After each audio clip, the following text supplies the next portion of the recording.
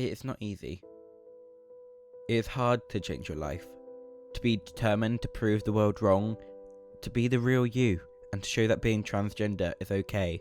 The number of transgender deaths casts a shadow over us all, as on average 2 people who are trying to express who they are inside are murdered, often in brutal ways every month around the world. This year, many transgender folk have died due to anti-transgender hatred or prejudice. I am devastated to live in a world where the numbers of deaths keep rising year after year. We know we can make a change with the help of others. As a teen, I know my generation is going to be hit hard with reality, meeting the closed minds of others, but I also know we have time to make a change. Sadly, for teens such as Gwen Arajo, 17 years old, Nikki Nicholas, 19 years old, and Stephanie Thomas, 19 years old, change was not made soon enough. But let us not forget the brave men as well. William Lound, a transgender student from Salford, only 213 miles away, was stabbed multiple times and died just 2 weeks before I spoke here for Hampshire Pride. Caden Clark, a fellow YouTuber who had the potential to make it big, was fatally shot by the police. The thing that really angers me is that Clark was denied testosterone due to him having Asperger's syndrome. The police shot him while he was trying to commit suicide.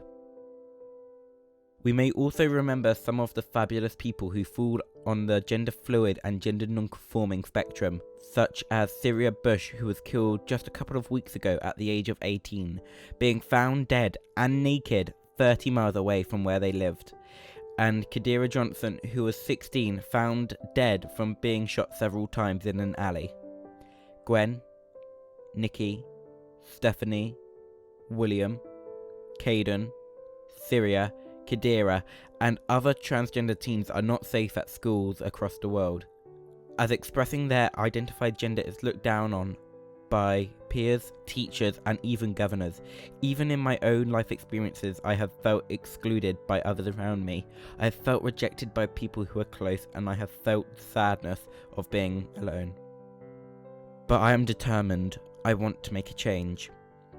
I count myself lucky to be in a position to make an impact for the transgender community. I've learned so many things over the last couple of years, but one thing I haven't learned is the answer to all the messages from people who have suffered due to the negativity of others. When I speak publicly, I rarely talk about the personal impact of hundreds of messages I get each day. I refuse to call them stories. They are not stories, they are someone's life.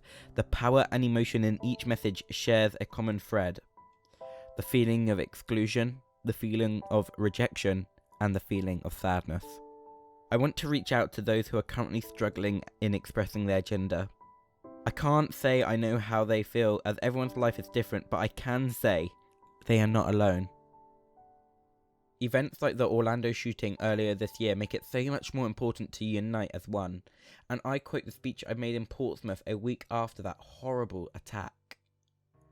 The need to struggle is lessening in our country. This is reflected by the significant number of young people coming out as transgender over the past year. I take pride in being seen here with you today, and in order to do so I have taken many steps and risks and faced my fears. The fear of rejection of those I love, the fear of going out and dealing with hate and challenge. No matter how many people don't see eye to eye with our decision of acceptance, I am determined to change the minds of others. I believe in my vision and I believe in my capabilities, but it's up to us to remember the ones who have fallen before us. Law enforcement, media, and others often erase their existence, but transgender lives are as valuable as any other person who doesn't fall under the umbrella. We should be determined to make a difference by being visible, speaking out, educating, organising around anti-transgender violence, but we cannot do it alone. I have made myself visible online using YouTube to share my story on a larger scale. The purpose of doing so is for my own development and also to share a message that may help improve the lives of others. It's to show myself as real, real being an acronym for representative of equality, acceptance and love. Our lives matter. They are not for nothing. They matter for a lot, and they matter to a lot of people.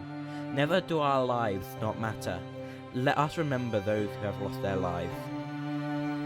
Let us remember that love is stronger than hate, and we can all be real together.